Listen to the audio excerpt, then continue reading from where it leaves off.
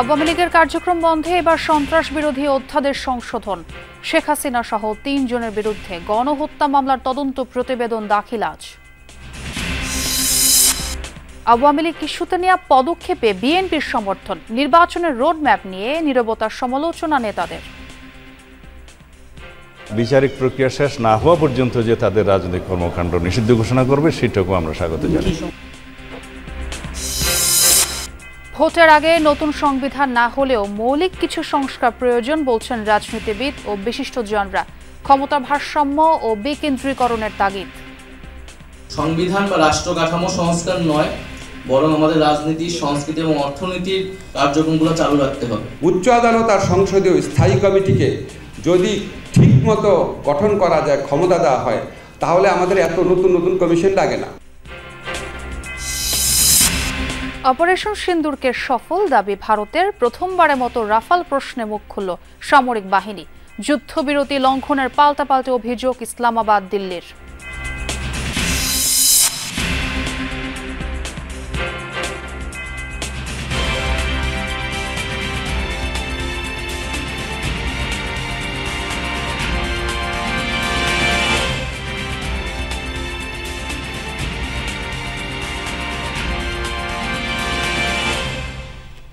আমন্ত্রণ যমুনা নিউজে, আপনাদের সঙ্গে আছি আমি ছোয়া খন্দকার। এতক্ষণ শিরোনাম দেখছিলেন, এবার পুরো খবর।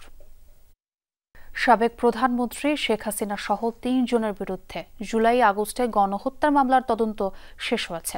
সোমবার আন্তর্জাতিক অপরাধ ট্রাইব্যুনালে অভিযোগ দাখিলের মাধ্যমে আনুষ্ঠানিক বিচার শুরু হবে। শেখ হাসিনা ছাড়াও সাবেক স্বরাষ্ট্রমন্ত্রী আসাদুজ্জামান খান ও সাবেক আইজিপি চৌধুরী আবদুল্লাহ আল মামুন এই মামলার আসামি।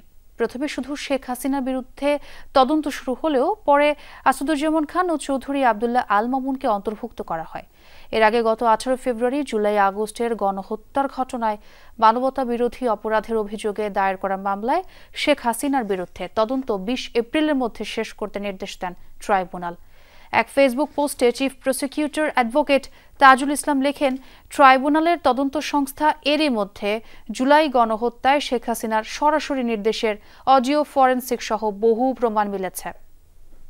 আওয়ামী লীগের কার্যক্রম বন্ধে এবার সন্ত্রাস বিরোধী অধ্যাদেশ সংশোধন করল অন্তর্বর্তী সরকার। উপদেষ্টা পরিষদে অনুমোদিত সংশোধনীর গেজেট আগামীকাল প্রকাশ হতে পারে। সুপ্রিম কোর্টের আইনজীবীরা বলছেন, এর ফলে সন্ত্রাস বিরোধী আইনে দল নিষিদ্ধ না করে কর্মকাণ্ড নিষিদ্ধ করা যাবে। আর আন্তর্জাতিক অপরাধ ট্রাইব্যুনাল আইনের সংশোধন হওয়ায় সম্ভব হবে দলের বিচার। মাইনুল মারুফের রিপোর্ট।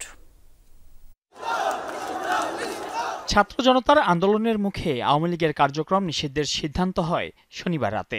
জানানো হয়, দেশের নিরাপত্তা ও সার্বভৌমত্ব, জুলাই আন্দোলনের নেতাকর্মীদের নিরাপত্তা এবং ট্রাইব্যুনালের বাদী ও সাক্ষীদের সুরক্ষা দিতে এ পদক্ষেপ। আর সন্ত্রাস বিরোধী আইনের অধীনে নিষেধাজ্ঞা চলবে বিচার শেষ না হওয়া পর্যন্ত।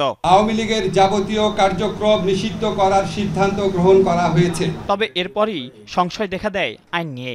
আগের সন্ত্রাস বিরোধী আইনে দল নিষিদ্ধ না করে কার্যক্রম নিষিদ্ধের সুযোগ ছিল না বলে জানান সুপ্রিম কোর্টের আইনজীবীরা।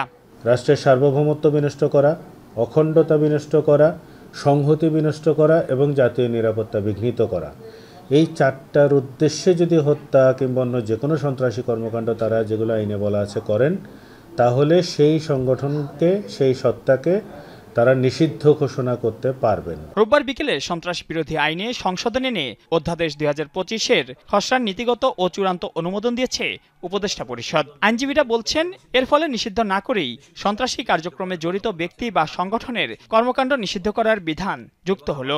সরকার যে সংশোধনীটা কিছুক্ষণ আগে যেটা অনুমোদন করেছে এবং যেটা অধ্যাদেশ আকারে শিগগিরই হয়তো জারি হবে, সেক্ষেত্রে তারা কিন্তু কোনো সংগঠনকে নিষিদ্ধ করছে না, প্রকারান্তরে সেই সংগঠনের কার্যক্রমকে নিষিদ্ধ করছে।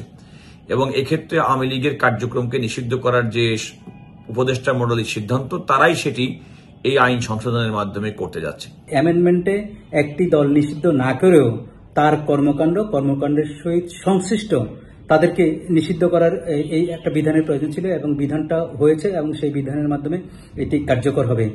উপদেষ্টা পরিষদের শনিবারের বিশেষ বৈঠকে ট্রাইব্যুনাল আইনেও সংশোধনীর সিদ্ধান্ত হয়, যেটি গেজেট আকারে প্রকাশ হয়েছে রাতে। সংশোধনী বলে, এখন সাজা হিসেবে দল নিষিদ্ধের পথ তৈরি হয়েছে। কোনো সংগঠন যদি বিচারে প্রমাণিত হয় তার বিরুদ্ধে অভিযোগসমূহ, তবে ট্রাইব্যুনাল উক্ত সংগঠনকে ব্যান করতে পারবে, তার সম্পদ বাজেয়াপ্ত করতে পারবে, অথবা তার সংগঠনের সদস্যদের বিরুদ্ধেও ব্যবস্থা নিতে পারবে। গণঅভ্যুত্থান দমনে ক্ষমতাচ্যুত আওয়ামী লীগের প্রধান শেখ হাসিনা সহ নেতাদের বিরুদ্ধে গণহত্যা মামলার বিচার প্রক্রিয়া চলছে ট্রাইব্যুনালে। মাইনুল মারুফ, যমুনা নিউজ, ঢাকা। আওয়ামী লীগের কার্যক্রমের ওপর সরকারি নিষেধাজ্ঞার সিদ্ধান্তকে স্বাগত জানিয়েছে বিএনপি। পাশাপাশি ট্রাইব্যুনাল আইনে রাজনৈতিক দলের বিচার করার বিধান সংযুক্ত করার সিদ্ধান্তের সাধুবাদ জানিয়েছে দলটি। এক বিবৃতিতে বিএনপি মহাসচিব মির্জা ফখরুল ইসলাম আলমগীর বলেন, গুম, খুন, নিপীড়ন ও ফ্যাসিবাদী দলের বিচার করার সিদ্ধান্তকে বিএনপি সঠিক বলে মনে করে। আর দলটির স্থায়ী কমিটির সদস্য সালাউদ্দিন আহমদ বলেন, মাফিয়া শক্তি আওয়ামী লীগের রাজনৈতিক দল হিসেবে দেশ বিদেশে কোথাও স্বীকৃতি নেই। আওয়ামী লীগের নিষিদ্ধের বিরুদ্ধে এনসিপির নেতৃত্বে বেশ কিছু রাজনৈতিক দল লাগাতার আন্দোলন করলেও তাতে অংশ নেয়নি বিএনপি। বরং রাজনৈতিক দল নিষিদ্ধের বিরুদ্ধে সোচ্চার ছিলেন বিএনপির সিনিয়র নেতারা। জনগণ সিদ্ধান্ত নেয় কাকে রাখবে, কাকে ফেলবে। শনিবার রাতে আওয়ামী লীগের কার্যক্রমের উপর নিষেধাজ্ঞা আরোপ করে আইসিটি আইন সংশোধন করে অন্তর্বর্তী সরকার। ঘটনার প্রায় ২৪ ঘণ্টা পর বিএনপি মহাসচিব বিবৃতি দিয়েছেন, বলেছেন আইনি প্রক্রিয়াতেই ফ্যাসিবাদী দল আওয়ামী লীগকে নিষিদ্ধ করা সম্ভব ও উচিত, যা নানা সময় বিএনপির পক্ষ থেকে উত্থাপন করা হয়। স্মরণ করিয়ে দিয়ে তিনি বলেন, গত বছর জামায়াতকে নিষিদ্ধ করার সরকারের সিদ্ধান্তের প্রতিবাদ জানিয়েছিল বিএনপি। তবে দেরি হলেও আওয়ামী লীগের কার্যক্রম বন্ধ করে সরকার আইন সংশোধনের যে সিদ্ধান্ত নিয়েছে তা সঠিক। রাজধানীতে এক অনুষ্ঠান শেষে বিএনপির স্থায়ী কমিটির সদস্য সালাউদ্দিন আহমদ বলছেন, এই আইন পরিবর্তনের পরামর্শ গত ফেব্রুয়ারিতে দিয়েছিল তার দল।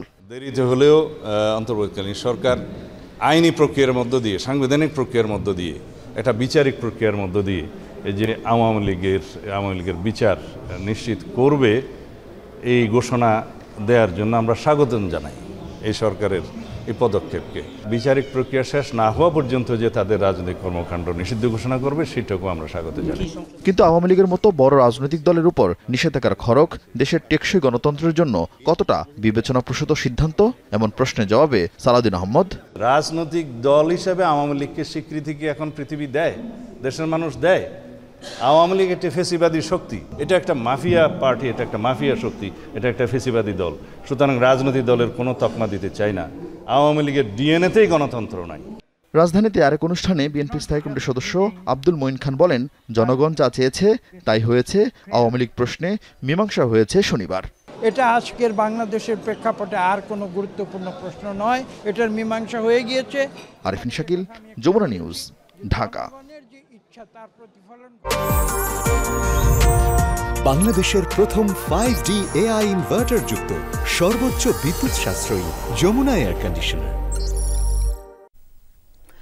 নতুন বাংলাদেশ বিনির্মাণে আগামী নির্বাচনের আগে সংবিধানের মৌলিক কিছু বিষয়ের সংস্কার প্রয়োজন মনে করেন রাজনীতিবিদ, সুশীল সমাজসহ বিশিষ্টজনরা।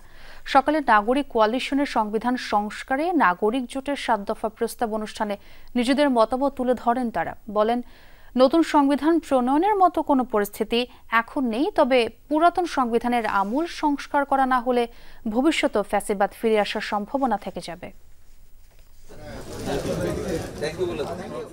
এক মঞ্চে রাজনৈতিক নেতা, সরকার ও নাগরিক সমাজের প্রতিনিধি। রাষ্ট্রের গণতান্ত্রিক কাঠামো সংস্কারে নাগরিক উদ্যোগ, নাগরিক কোয়ালিশনের আমন্ত্রণে এক কাতারে সবাই। মূলত সংবিধানের মৌলিক সংস্কার নিয়ে নিজেদের প্রস্তাবনা পেশ ও অংশীজনদের মতামতের জন্যই এমন উদ্যোগ। শুরুতে নিজেদের সংস্কার প্রস্তাবনায় 3টি দাবি, 2টি পথরেখা এবং রাজনৈতিক দলগুলোর প্রতি 7টি দাবি তুলে ধরা হয়। যেখানে সংসদে 100 আসনের একটি উচ্চ কক্ষের কথা বলা হয়, সেখানে নিম্ন কক্ষের আনুপাতিক হারে আসন পাবে রাজনৈতিক দল। বলা হয়, নির্বাচিত সংসদ হবে একই সঙ্গে জাতীয় সংসদ এবং সংবিধান প্রণয়ন পরিষদ। এসব প্রস্তাবনার উপর আলোচনায় রাজনৈতিক নেতারা বলেন, বিচার বিভাগের উপর ভর করেই বিগত ফ্যাসিবাদী শক্তি ক্ষমতা দীর্ঘায়িত করেছে। নতুন সংবিধান নাকি পুরাতন সংবিধানের সংস্কার, এ নিয়েও মতামত তুলে ধরেন নেতারা। যে সংস্কারের কর্মসূচিগুলো, সেগুলো আমাদের রাজনৈতিক দল আকারে এবং পরবর্তীতে যারা সরকারে আসবে তাদের সেই কার্যক্রমগুলো চালু রাখতে হবে।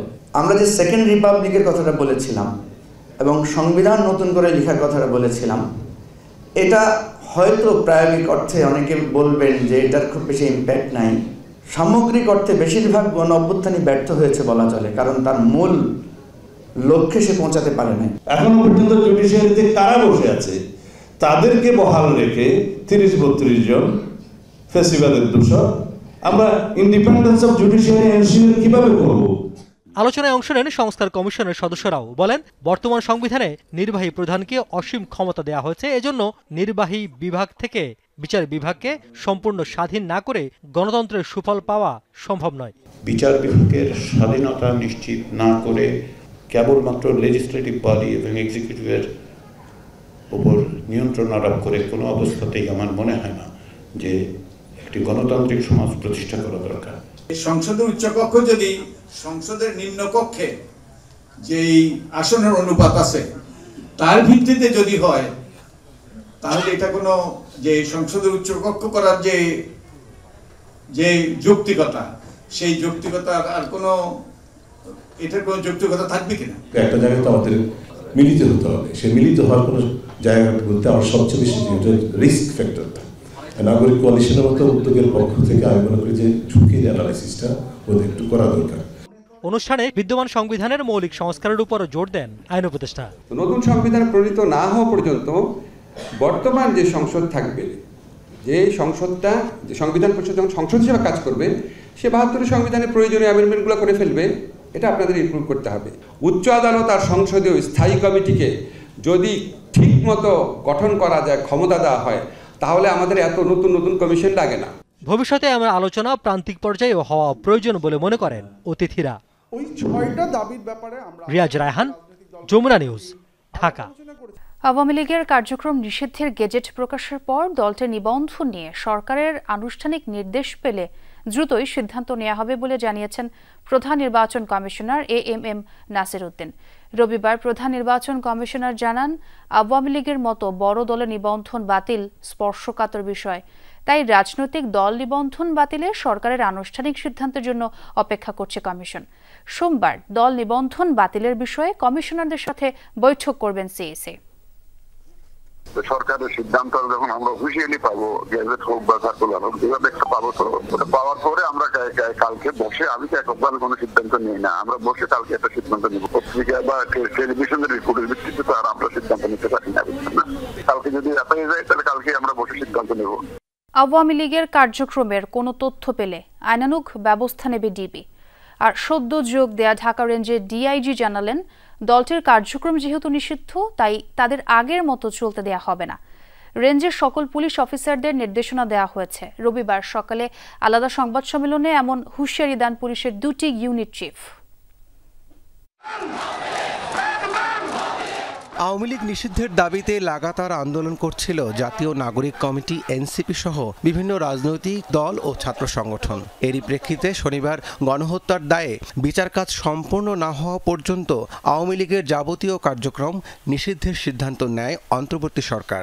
সন্ত্রাস বিরোধী আইনের অধীনে সাইবার স্পেস সহ আওয়ামী লীগের যাবতীয় কার্যক্রম নিষিদ্ধ করার সিদ্ধান্ত গ্রহণ করা হয়েছে। রবিবার সকালে সেগুনবাগিচায় এক সংবাদ সম্মেলনে ঢাকা রেঞ্জের নবনিযুক্ত ডিআইজি জানান, আওয়ামী লীগের কার্যক্রম নিষিদ্ধ, তাই এই দলটি ঢাকাতে সাংগঠনিক কার্যক্রম চালানোর চেষ্টা করলে ব্যবস্থা নেওয়া হবে। আমার অধীনে এসপি ওসিদের নির্দেশ দিচ্ছি, নিষিদ্ধ ঘোষিত কোনো সংগঠনের কর্মকাণ্ড আপনার এলাকায় চলবে না। বৈষম্য বিরোধী ছাত্র আন্দোলনে যারা দমন পীড়ন করেছে, যাদের বিরুদ্ধে সুনির্দিষ্ট অভিযোগ রয়েছে, মামলার তদন্তে যারা দোষী, যারা দোষর হিসেবে পরিচিত, তাদের গ্রেপ্তার করার জন্য আমি নির্দেশ দিচ্ছি। আর ডিএমপির মিডিয়া সেন্টারে ডিবির সংবাদ সম্মেলনে জানানো হয়, আওয়ামী লীগের কার্যক্রমের কোনো তথ্য পাওয়া গেলে ডিবি আইনানুগ ব্যবস্থা নেবে। আমরা যেটা কাজ করি, গোয়েন্দা তথ্যের ভিত্তিতে কাজ করি। এই গোয়েন্দা তথ্যের ভিত্তিতে বাংলাদেশ পুলিশের অনেকগুলো সংস্থা আছে, যে সংস্থার মধ্যে সমন্বয় রয়েছে। তার সমন্বয়ের ভিত্তিতে আমরা যখনই যেখান থেকে সংবাদ পাই, সে সংবাদের ভিত্তি থেকে প্রিকশনারি মেজার হিসাবে আমরা সেটার ব্যবস্থাপনা নিয়ে থাকি। তো এ ধরনের তথ্য আসলে আমরা অবশ্যই সেক্ষেত্রে আইনের প্রয়োগ আমরা করব। আওয়ামী লীগ, ছাত্রলীগ, যুবলীগ সহ দলটির বিষয়ে গোয়েন্দা তথ্য সংগ্রহ করা হচ্ছে বলেও জানান এই যুগ্ম কমিশনার। জুলাই আগস্ট পরবর্তী পর্যন্ত বিশেষ অভিযান পরিচালনা করে বেশ অনেক সংখ্যক অস্ত্র উদ্ধার করেছি। রাব্বি সিদ্দিকী, যমুনা নিউজ, ঢাকা। রাজনৈতিক দলগুলোর সাথে আলোচনা করে আওয়ামী লীগকে নিষিদ্ধ করলে ভালো হতো, তবে সরকারের উপদেষ্টা পরিষদ যে সিদ্ধান্ত নিয়েছে তাকে সাধুবাদ জানিয়েছে জামাতে ইসলামী।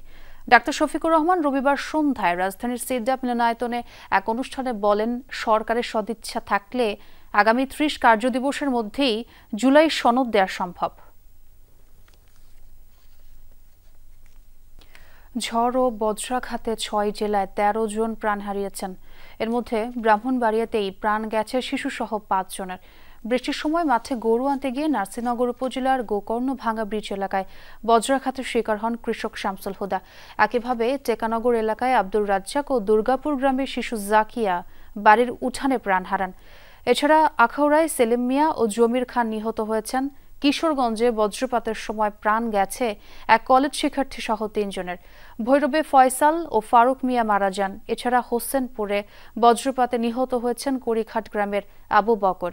প্রাকৃতিক এই দুর্যোগের শিকার হয়ে হবিগঞ্জ, শেরপুর ও নওগাঁয় ১ জন করে নিহত হয়েছেন। এছাড়া কালবৈশাখী ঝড়ের সময় গাছ চাপা পড়ে ময়মনসিংহ সদরের মরাকুড়ি গ্রামে 2 পথচারীর মৃত্যু হয়েছে। সুন্দরবনের মান্দারবাড়িয়ায় বিএসএফ এর রেখে যাওয়া ৭৮ জনকে সাতক্ষীরার শ্যামনগর থানায় হস্তান্তর করেছে কোস্টগার্ড। রবিবার রাতে তাদেরকে হস্তান্তর করা হয়। কোস্টগার্ড জানায়, তাদের অধিকাংশের বাড়ি নড়াইল, বরিশাল ও খুলনা জেলায়। গেল ৮ মে রাতে সুন্দরবনের মান্দারবাড়ি এলাকায় তাদের ফেলে রেখে যায় ভারতীয় সীমান্তরক্ষী বাহিনী বিএসএফ। পরে পায়ে হেঁটে তারা মান্দারবাড়িয়া ফাঁড়িতে পৌঁছায়। সেখান থেকে তাদের নিয়ে উপকূলে পৌঁছায় কোস্টগার্ড পশ্চিম জোন। সাতক্ষীরা রেঞ্জের সহকারী বন সংরক্ষক মশিউর রহমান জানান, এই ৭৮ জন বিভিন্ন সময় ভারতে গিয়ে নানা কাজে জড়িত ছিলেন। এসব নাগরিকদের উপজেলা মুক্তিযোদ্ধা কমপ্লেক্স ভবনে রাখার ব্যবস্থা করা হয়েছে। ভারত পাকিস্তানের যুদ্ধবিরতি কার্যকরের কয়েক ঘন্টার মধ্যেই উঠেছে পাল্টাপাল্টি যুদ্ধবিরতি লঙ্ঘনের অভিযোগ। নয়াদিল্লির অভিযোগ, চুক্তি ভেঙে বারবার হামলা চালিয়ে যাচ্ছে ইসলামাবাদ, যার উপযুক্ত জবাব দিচ্ছে ভারতের সামরিক বাহিনী। নিয়মিত প্রেস ব্রিফিংয়ে অভিযোগ তোলেন পররাষ্ট্র সচিব বিক্রম মিশ্রি। জবাবে ভারতের বিরুদ্ধে যুদ্ধবিরতি অমান্যের অভিযোগ পাকিস্তানের। যুদ্ধবিরতি মানতে প্রতিশ্রুতিবদ্ধ ইসলামাবাদ, বিবৃতিতে এমনটাই দাবি করে দেশটির পররাষ্ট্র মন্ত্রণালয়। এদিকে দুদেশের মধ্যে যুদ্ধবিরতি ঘোষণার কয়েক ঘন্টা পরই বিস্ফোরণের শব্দ পাওয়া যায় ভারত নিয়ন্ত্রিত জম্মু কাশ্মীরে। পাওয়া গেছে পাল্টাপাল্টি গোলাবর্ষণের খবরও। গেল কয়েক ঘন্টা বেশ কয়েকবার যুদ্ধবিরতি লঙ্ঘন করা হয়েছে। সশস্ত্র বাহিনী এর যথাযথ জবাব দিচ্ছে। আমরা বিষয়টির উপর গুরুত্ব সহকারে নজর রাখছি। সেই সাথে পাকিস্তানকেও বিষয়টি সমাধানে দ্রুত এবং দায়িত্বের সাথে পদক্ষেপ নেওয়ার আহ্বান জানাচ্ছি। অবশেষে পাকিস্তানের সাথে লড়াইয়ে রাফাল ফাইটার জেট ধ্বংস হওয়া নিয়ে মুখ খুলল ভারত। সামরিক বাহিনীর যৌথ সংবাদ সম্মেলনে এই ইস্যুতে মন্তব্য করেন এয়ার মার্শাল একে ভারতী। রাফাল ধ্বংসের বিষয়টি অস্বীকার না করলেও তা কৌশলে এড়িয়ে যান তিনি। যদি প্রশ্ন করেন অপারেশনে কি ঘটেছে, আমরা কিছু হারিয়েছি কিনা, তবে এই মুহূর্তে আমি এ বিষয়ে মন্তব্য করতে চাই না। কারণ হলো আমরা এখনো যুদ্ধ পরিস্থিতিতে আছি। আমি যদি এগুলো নিয়ে কোনো মন্তব্য করি তাতে আমাদের প্রতিপক্ষেরই সুবিধা হবে। তাদেরকে এ পর্যায়ে কোনো সুবিধা দিতে চাই না। ইসরায়েলি প্রধানমন্ত্রী বেনিয়ামিন নেতানিয়াহুর সঙ্গে যোগাযোগ বন্ধ রেখেছেন মার্কিন প্রেসিডেন্ট ডোনাল্ড ট্রাম্প। ইসরায়েলি গণমাধ্যমের বরাতে এমনটা জানিয়েছে তুর্কি সংবাদ মাধ্যম আনাদোলু এজেন্সি। ইসরায়েলি আর্মির রেডিওর এক সাংবাদিকের এক্স পোস্টের বরাতে এমন দাবি গণমাধ্যমটির। এতে বলা হয়, ব্যক্তিগত স্বার্থে ট্রাম্পকে ব্যবহার করছেন নেতানিয়াহু, যা বুঝতে পেরে যোগাযোগ বন্ধের সিদ্ধান্ত নিয়েছেন ট্রাম্প। জানা যায়, ইসরায়েলি প্রধানমন্ত্রীর ওপর ভরসা না করেই মধ্যপ্রাচ্য নীতিতে এগোতে চান মার্কিন প্রেসিডেন্ট। এছাড়াও ট্রাম্প নেতানিয়াহুর দূরত্বের বিষয়টি আরও কয়েকটি ইসরায়েলি গণমাধ্যমে উঠে আসে। যদিও এই বিষয়ে আনুষ্ঠানিক কোনো মন্তব্য করেনি ওয়াশিংটন, তেল আবিব। চলতি মাসে সৌদি আরব, কাতার সহ মধ্যপ্রাচ্যের বেশ কয়েকটি দেশ সফর করবেন মার্কিন প্রেসিডেন্ট। আর এ ছিল যমুনা নিউজে। এতক্ষণ সাথে থাকার জন্য ধন্যবাদ সকলকে।